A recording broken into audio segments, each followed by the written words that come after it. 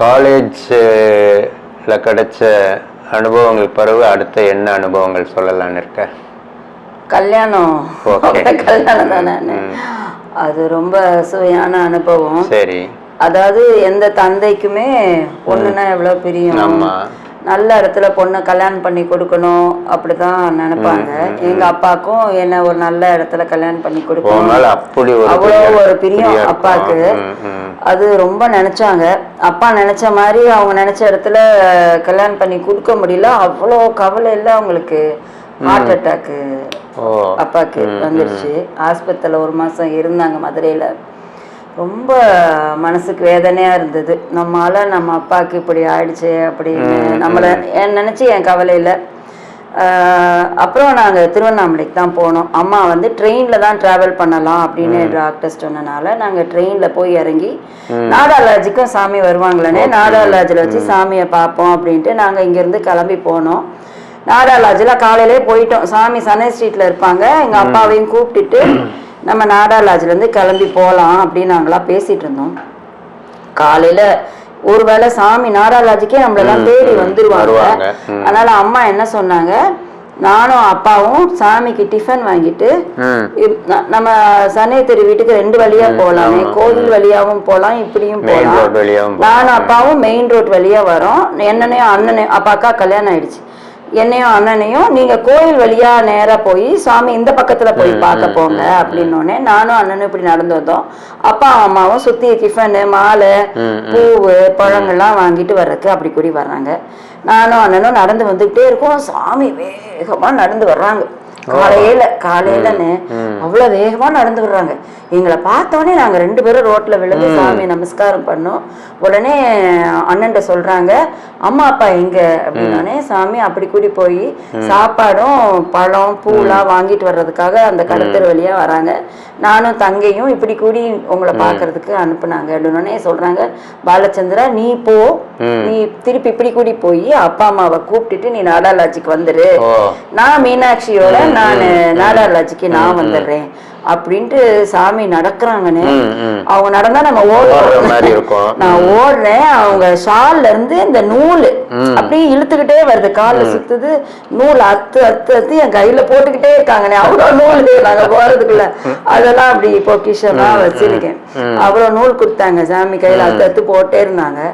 அப்புறம் அந்த அண்ணாமலையார் கோயில் திருப்பம் வருதுனே, காலையில அவ்வளவு பட்டர் கிளம்பி சாமி தரிசனத்துக்கு வர்றவங்க நம்ம சாமியை பார்த்தோன்னா நீ சாஷ்டாகமா எல்லாரும் கீழே கோயில அர்ச்சகர்கள் பட்டர் பெரிய பெரியவங்கலாம் நமஸ்காரம் பண்றாங்க. அவ்வளோ பேரும் சாமியை நமஸ்காரம் பண்றத பார்த்தா நினைக்கிறேன் நம்மளுக்கு எவ்வளவு பெரிய பாக்கியம். அவர் பின்னாடி அவர் கூடயே நடந்து போறதுக்கு நம்மளுக்கு கிடைக்குது. நம்மளை எப்படி ஆட்கொண்டிருக்காங்கன்னு ரொம்ப சந்தோஷப்பட்டேன்னு. அப்புறம் நானும் சாமி போயிட்டோம். அண்ணன் திரும்பி சனையத்தர் வீட்டு போத்துல அப்பா அம்மா வந்துட்டாங்க போல. அப்புறம் அவங்கள கூப்பிட்டுட்டு அவங்க நாடாலாஜிக்கு வர வரைக்கும் சாமி என் கூட உட்காந்து என் கூட பேசிட்டே இருந்தாங்க. நாமா சொல்லிட்டு சாமி கூட உட்காந்துருந்தேன். அப்புறம் அப்பா அம்மா வந்தாங்க. அவ்வளோ கருணையா நாடாலாஜில் எங்க கூட அப்படி டைம் ஸ்பெண்ட் பண்ணாங்கன்னு. சாமி வந்து எங்க அப்பாட்ட சொன்னாங்க, மீனாட்சிக்கு நல்ல இடத்துல கல்யாணம் ஆகும், கவலைப்படாத, இந்த பெக பிளஸ் பண்றேன்னு சொல்லிட்டு எழுதிலாம் கொடுத்தாங்க. அவ்வளோ பிரசாதம் கொடுத்தாங்க. இன்னைக்கு அவளுக்கு ஏத்த வரனா வரும், நீ கவலைப்படாத அப்படின்னு எங்க அப்பாவுக்கு அவ்வளோ ஆறுதல் சொல்லி அனுப்பி விட்டாங்க. எனக்கு என்னன்னா அண்ணே எங்க அக்காவுக்கு அவ்வளோ பக்தியான குடும்பத்துலதான் கல்யாணம் ஆச்சு. ஆனா அவங்க சாமி மேல நம்பிக்கை கிடையாது. குருநாதரை மனுஷனா எல்லாரும் பாக்குறவங்க தான் நிறைய பேர் இருக்காங்கன்னே. குருனா தெய்வமா பாக்குறவங்க அது அவர் கருணையாலதான் கிடைக்குது. அவங்க அப்படி அவங்க குடும்பத்துல அப்படி இல்ல. ஆனா பெரிய பக்தர்கள், முருக பக்தர்கள் எல்லாம் இருந்தது. நான் சாமிகிட்ட அப்படியே ப்ரே பண்ணிட்டே இருப்பேன். எனக்கு கல்யாணம்னு ஒண்ணு நடந்தா உங்களை அடைஞ்ச குடும்பம் குருநாதர்னு சாமி அடைஞ்ச குடும்பத்துலதான் எனக்கு கல்யாணம் ஆகணும் நான் மனசுல அப்படி நினைக்கிறேன். எப்பவுமே நினைப்பேன். வேற அதனால வேற எந்த அலையன்ஸ் வந்தாலும் வேண்டாம், வேற சாமி குடும்பம் இல்லைன்னா எனக்கு பிடிக்கலன்னு நீ சொல்லிடுவேன். அதான் எங்க அப்பா கட்டாக்கே வந்து சாமி அடையா எனக்கு வேண்டாம், நம்ம சாமி அப்படி பேசுற குடும்பம் எனக்கு வேண்டாம், நம்ம சாமி அடைஞ்ச குடும்பம் வேணும்னு நான் மனசுலயே நினைப்பேன். எங்க அம்மா அப்பாட்டையும் அதை பகிர்ந்திருக்கேன். அப்புறம் அப்பதான் இவங்க என்னுடைய கணவர் மணி அவர் முருகேஷ்ஜியுடைய புள்ள சாமி மைக்கிங்னு திரு முருகேசன் அவ்வளோ கொண்டாடி இருக்காங்க. எங்கள் மாமனார் மாமியாரை பற்றி சொல்லணும். எங்கள் மாமனார் வந்து அப்பேற்பட்ட பக்தர். அந்த குடும்பத்தில் எனக்கு வாக்கப்பட்டது ஒரு பெரிய பாக்கியமாக நான் நினைக்கிறேன். சுவாமியை வந்து பார்க்கறதுக்கு 3 தடவை பாத யாத்திரையா திருவண்ணாமலை வரைக்கும் நடந்தே போயிருக்காரு. சாமி மேல மொத்த சிடி போட்டிருக்காரு. அந்த தூரன் பெரிய சாமி தூரன் சிடிஸ் போட்டிருக்காங்க. அவ்வளோ கைங்கரியம் சாமிட்ட பெரும் பக்தி பேரன்பு. அது அவங்க ஆனா 44 வயசு இருக்கத்துல திடீர்னு ஒரு மேசிவ் ஹார்ட் அட்டாக்ல போயிட்டாரு. எல்லாரும் பரிதவிச்சுட்டாங்க. சாமி அண்டுன குடும்பம் இவ்வளோ கஷ்டப்படுமா? சின்ன வயசுல எங்க அத்தைக்கு அப்ப 40 வயசு கூட இல்ல, என் கணவருக்கு 16 வயசு, என் குழந்தை என் கடைசி அவனுக்கு 9 வயசு தான். அவ்வளவு சின்ன குழந்தைகளை விட்டுட்டு இப்படி முருகேசன் போயிட்டாருன்னா அப்பேற்பட்ட பர்சனாலிட்டி அவர். எல்லாருக்கும் அவர் அப்படி பிடிக்கும், ரொம்ப அன்பானவங்க. அவருக்கு இப்படி டக்குன்னு போயிட்டாருன்னா அதை யாருக்கும் அக்செப்ட் பண்ண முடியல. எல்லாரும் கஷ்டப்பட்டாங்களாம். அப்ப சொல்லுவாங்க எங்க அத்தை, மாமனார் இறந்த உடனே ராஜேஸ்வரி அக்கா இருக்காங்க, அவங்க எல்லாம் ரொம்ப தூத்துக்குடி தான். அவங்களும் எங்க அத்தை பிள்ளைங்கெல்லாம் பரிதவிக்கிற பார்த்துட்டு சாமிகிட்ட போய் சொன்னாங்களாம், சுவாமி முருகேஷ்ஜி பாஸ்டர் ஆனோன்னு அந்த குடும்பமே தத்தளிக்குது அப்படின்னோடனே சாமி அப்படி அவங்கள நிப்பாட்ட சொல்லிட்டு காமிச்சாங்களாம். அந்த வீட்டுல சாமியுடைய சன்னதி தெரு வீட்டான்னு ஒரு தாய் பூனையும் 3 குட்டி பூனையும் இருக்குதான். அது என் கண் பார்வையிலே இருக்குன்னு காமிச்சாங்களாம். அவங்க வந்து சொன்னாங்களாம், ராஜகுமாரி நீ கவலைப்படாத, பகவான் வந்து அவருடைய கண் பார்வையிலே உன்னையும் குடும்பத்தையும் வச்சிருக்காருன்னு. இப்ப வரைக்கும்னே ஒவ்வொரு இதுலயும் அவருடைய கருணைய அப்படி நான் உணர்றேன். நாங்க நினைக்கல, நாங்க பக்தி பண்றோம் அப்படிலாம் இல்லைண்ணே. அந்த முருகேசன் அந்த ராஜகுமாரி அம்மான்னு அந்த 2 ஆத்மா பகவான் மேல பண்ண பக்திக்கு எங்க குடும்பத்தையே அப்படி பார்த்துக்கிறாங்க. அப்படி காமிச்சாங்களாம். அப்படி கண்ணு பார்வையிலே வச்சிருந்தாங்கண்ணே. எங்க அத்தைய சொல்லுவாங்களா, எங்க மாமியாரு அவ்வளவு சௌக்கியமா ராணி மாதிரி இருந்தாலும் ஆசிரமத்துல திருவண்ணாமலையிலே போய் 2 வருஷம் இருந்தாங்க. ஆசிரமத்துல ஒரு 15 வருஷம் இருந்தாங்கண்ணே. காட்டேஜ்ல சாமிக்கு கைங்கரியம் பண்ணிக்கிட்டு நாமா சொல்லிக்கிட்டு அவங்களுக்கு அந்த பெரும் பாக்கியம். அவங்க இஷ்டத்துக்கு இருக்கலாம், ஆசிரமத்துல முழு சுதந்திரத்தோட ராஜகுமாரியும் குடும்பமும் இருக்கணும்னு சாமி சொல்லியிருக்காங்க. சாமிஜி சொல்லுவாங்களாம், முருகேஷ்ஜி ஏன் கிங்னா ஹி ரூல்ஸ் மை ஹார்ட். அது எந்த நாட்டுக்கு நீ ராஜா அப்படின்னா என் ஹிருதயத்துக்கு ராஜான்னு சொல்லுவாங்களாங்க. இன்னும் ஒரு கருணை பாருங்க. அப்பேற்பட்ட பக்தர் எங்க அத்தைய தன் சொந்த பொண்ணு மாதிரி குழந்தை மாதிரி சொல்லுவாங்களாம். This beggar face Rajakumari in my heart சொல்லுவாங்களாம். ஒரு தந்தை வந்து சுமப்பாங்க தன்னுடைய குழந்தைய, அம்மா வயிற்றுல சுமந்தானா தந்தை ஹிருதயத்துல சுமந்தான்னு சொல்றத எப்பயும் சொல்லி காமிப்பாங்க. கடைசி வரைக்கும் அத்தையை அப்படி பிரியமா வச்சிரு குழந்தை மாதிரிதான் பாத்துக்கிட்டாங்க சாமி. அப்பேற்பட்ட பாக்கியம் அந்த குடும்பத்துல பார்க்கப்படுற பாக்கியம் கிடைச்சது. எங்க வீட்டுக்காரர் வந்து அவர் ஒரு தண்ணி டைப். இது சாமி எல்லாத்துலயும் ட்விஸ்ட் வைப்பாரு. எல்லாரும் எங்க குடும்பமே சாமிக்கு ஆட்பட்ட குடும்பம். ஆனா எங்க வீட்டுக்காரர் சாமிகிட்ட வந்தவர் எப்படி நம்ம அப்பா சாமின்னு வந்தவர் ஒரு 16 வயசு இருக்கத்துல அப்பா தவறிட்டாங்க, போயிட்டாங்க. நம்மளுக்கு தந்தை இல்லாம போயிடுச்சு. இவர் ஏன் இவர் காப்பாத்தல, நம்ம சொத்து சொகலாம் நம்மளை விட்டு போயிடுச்சுன்னு அவருக்கு அவ்வளவு வருத்தம். அதனால சாமிகிட்ட போறதே நிப்பாட்டிட்டாரு. யாரையும் போனாலும் திட்டுவார். அப்படி அவர் குடும்பத்துல அது எனக்கு தெரியாது. நான் வந்து முருகேசன் குடும்பத்துல கல்யாணம். இவர் வந்து ஆனா அங்க அவர் இஷ்டத்தான் இருப்பார். சாமியோடைய ரொம்ப பிரியமான பக்தர்கள் குடும்பத்துல ஒரு நாள் போயிருந்தேன்.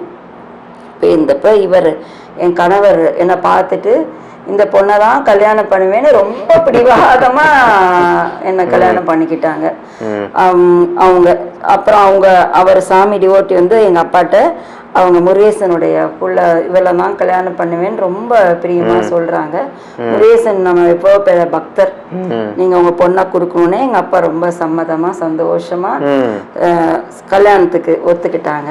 எனக்கும் சாமி குடும்பத்துக்குள்ள நம்ம கல்யாணம் ஆகி போறோம்னு ரொம்ப சந்தோஷம். ஏன்னா மாமாவை பிடிக்காத ஆள், அவரை பத்தி தெரியாதவங்க யாரு இருக்கும். முருகேசன் குடும்பத்துக்கு போற பாக்கியம் நம்மளுக்கு கிடைக்குதுன்னு நினைச்சேன். அப்புறம் கல்யாணத்துக்கு நாங்க பத்திரிக்கை எல்லாம் வைக்க போறோம். அப்ப எங்க அத்தை குடும்பமும் வந்தாங்க, நாங்களும் வந்தோம், சாமியை பார்த்தோம். சாமி அவ்வளோ பிளஸ் பண்ணாங்க, அவ்வளோ சந்தோஷம் சாமிக்கு. நாங்க கல்யாணம் ஆகி போறதுல அப்புறம் கல்யாணம் ஆகி முடிஞ்சிருச்சு. அப்புறம் நான் எங்க அத்தை வீட்டுல இருக்கிறதுல ஒரு நாள் அத்தை பேசிட்டு இருந்தாங்க, என் கூட பக்கத்துல சொன்னாங்க. நாங்க கல்யாண பத்திரிக்கை வச்சுட்டு நான் கிளம்பி போயிட்டேன். அப்ப சாமிகிட்ட எங்க அத்தை சொன்னாங்களாம், சாமி இந்த பொண்ணை வந்து என் பையன் ஆசைப்பட்டான்னு நாங்க கல்யாணம் பண்ணி வைக்கிறோம். ஆனா தகப்பனுடைய அரவணைப்பும் கண்டிப்பும் இல்லாம தான் தோன்றியா வளர்ந்த புள்ள, ஆனா நல்லவன். ஆனா அந்த பொண்ணை பிரியமா வச்சுக்கிட்டாலும் அவனை புரிஞ்சுக்கணுமே, அந்த பொண்ணு வந்து நல்லா வாழ்க்கை நடத்துவாளா, எனக்கு பயமா இருக்கு அப்படின்னு சாமிகிட்ட நான் சொன்னேன்டா. உடனே சாமி சொன்னாங்களாம், மீனாட்சி இஸ் மை சைல்ட் அப்படி சொன்னாங்க எங்க அத்தைகிட்ட. கவலைப்படாத ராஜகுமாரி, ஷீ இஸ் மை சைல்ட் அப்படி சொன்னாங்களான்னு. அப்படி சொன்னோன்னே எனக்கு அப்படியே தாங்கவே முடியல. நான் கல்யாணம் ஆகி ஒரு குடும்பத்துக்கு போக போறேன், எனக்கு சர்டிஃபிகேட் கொடுக்குறது பாருங்க என் பொண்ணு, அவன் வீட்டுக்கு கல்யாணம் ஆகி வர அவள் சந்தோஷமா கொடுத்து நடத்துவான்னு எங்க அத்தைகிட்ட வாக்கத்தி கொடுத்தாங்களாம். எங்க அத்தைகிட்ட சொன்னேன், அப்படி சொன்னாங்களா சாமி அப்படி சொன்ன? ஆமாண்டா, ஷீ இஸ் மை சைல்ட், கவலைப்படாத ராஜகுமாரி, எவ்ரிதிங் வில் பி ஆல் ரைட்னு சொன்னாங்கடா. எனக்கு அப்புறம் தான் நிம்மதியா இருந்தது அப்படின்னு எங்க அத்தை சொன்னாங்க. அந்த சரணம் எனக்கு சாமி தான். அவர் நம்ம எல்லாரும் அவருடைய குழந்தைகள் தான். ஆனா அவர் வாய் திறந்து என்னோட குழந்தைன்னு நம்மள சொன்னாரா. நம்மளுக்கு இனிமே வாழ்க்கையில் அடையிறதுக்கு என்ன வேணும், எனக்கு எதுவுமே தேவையில்லைன்னு தோணுச்சுன்னு அவ்வளோ சந்தோஷம் எனக்கு. அப்புறம் அந்த குடும்பத்திலே தான் கல்யாணம் ஆகி இருந்தேன். நாங்கள் சுதாமாக்கு போயிருக்கோம். சுதாமால சாமி இருந்தாங்க ஒரு தடவை. நான் வந்து கல்யாணத்து வரைக்கும் சாமி எப்படி செல்லமா எவ்வளோ பிரியமா தன் சொந்த பொண்ணு மாதிரி இப்படி வச்சிருந்தாங்களோ, கல்யாணம் ஆன பிறகு அவங்க முருகேசன் குடும்பத்துல நான் ஒரு மருமகா அப்படிதான் பார்ப்பாங்க. எவ்வளோ பிரியமா இருந்தாலும் நான் ஒரு தடவை எங்க குடும்பத்துல எல்லாரையும் எடுத்து கூட்டிட்டு போய் சாமி முன்னாடி உட்கார வச்சு பகவான் சாமி சாமின்னு அப்படி இருக்கிறேன். எல்லார்ட்டையும் பிரியமா பேசுறாங்க, என்னை யாரோ மாதிரி ட்ரீட் பண்றாங்க. அப்புறம் நினைச்சேன், சரி வந்து நம்மளுக்கு ஒரு நம்ம பெரிய ஆளு, நம்ம சாமி குழந்தை அப்படி நம்மளுக்கு ஒண்ணு இருக்கும் போல, சாமி எல்லாருமே அவருடைய குழந்தைகள் தான் அப்படின்னு நம்ம மனசை வச்சிருக்கணும்னு நான் நினைச்சேன். ஒரு தடவை சாமிகிட்ட எங்க வீட்டுக்கார்ட்ட சொல்லாம இவர் திருவண்ணாமலைக்கே வரமாட்டேன்னு பயங்கர ஷாக்கு. கல்யாணம் ஆகி போயிருக்கேன், அவருக்கு பிடிக்காது, வரமாட்டாங்க சாமிகிட்டலாம். உடனே நான் கூப்பிட்டே போகலை, எனக்கு ரொம்ப கவலையா இருந்தது. எங்க அம்மா அப்பா கூட நான் கிளம்பி போயிட்டேன். சாமிகிட்ட போனோடனே சாமி என்கிட்ட கேட்டாங்க, சின்னமணி நோ திஸ், அவருக்கு பிடிக்குதா நீ வர்றதுலாம் அப்படின்னு என்கிட்ட கேட்டாங்க. இல்ல சாமி அவங்களுக்கு இஷ்டம் இல்லை, ஆனாலும் என்ன உங்க பார்க்காம இருக்க முடியல, நான் எங்க அம்மா அப்பா கூட வந்துட்டேன் அப்படின்னு சாமிக்கு பயங்கர கோபம் வந்துருச்சு. அதாவது குடும்பத்துல எப்பயும் ஹார்மனி இருக்கணும், ஒருத்தருக்கு ஒருத்தர் அனுசரணையா இருக்கணுங்கிறதுல சாமி ரொம்ப இதா இருப்பாங்க.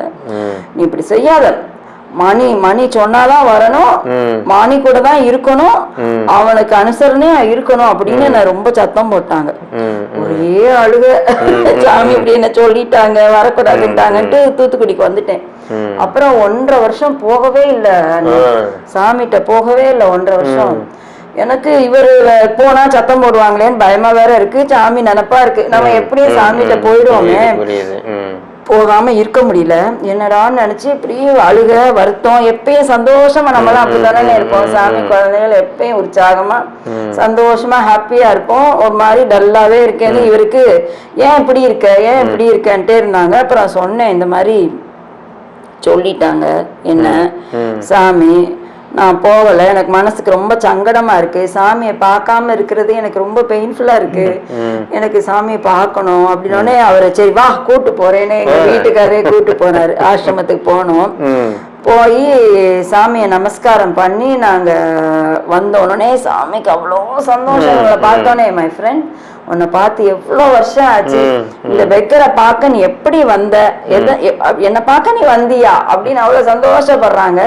உடனே இவங்க சொல்றாங்க, நீங்க எங்க அப்பாவுடைய ஃப்ரெண்டு, எங்க அப்பா உங்கள்கிட்ட வந்தாங்க, அதையும் தாண்டி இவ தாங்க முடியாம ப்ரெஷர் பண்ணிட்டா, அழுது கரும்பு உயிரெல்லாம் வாங்கிட்டா, அதான் கூப்பிட்டு வந்தேன் அப்படின்னு சொன்னோன்னே சாமி என்னை பார்த்து, Meenakshi I don't want you to pressurise him for anything அப்படின்னு ஒரு வசவு வர போய் உடனே அப்படியே அமைதியா உட்கார்ந்துருந்தேன். அப்புறம் சாமி வந்து இவங்கள்ட்ட சொல்றாங்க, மணி under immense pressure charcoal becomes a diamond.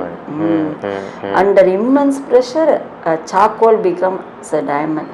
ரொம்ப அழுத்தத்துலதான் ஒரு கறிக்கட்டை வைரமா மின்னுது அப்படின்னு திருப்பி திருப்பி திருப்பி திருப்பி சொல்லி தடவி கொடுத்துட்டே இருந்தாங்க.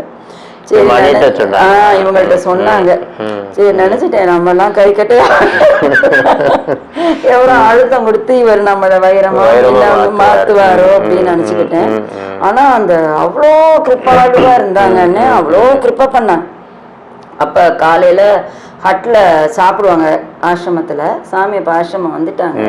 நாங்க காட்டேஜ்ல எங்களுக்கு வந்து காட்டேஜ் சரணாகத்தின்னு இருக்கோம், ரெண்டாவது தேவசனாதிபதி, அதுதான் எங்க மாமியார் வீட்டுக்கு கொடுத்துருந்தாங்க. அப்புறம் சிவகங்கா நம்ம குடும்பத்துக்கு 3 sisters ஃபேமிலிக்கு சிவகங்கான்னு காட்டேஜ் சாமி கொடுத்துருந்தாங்க.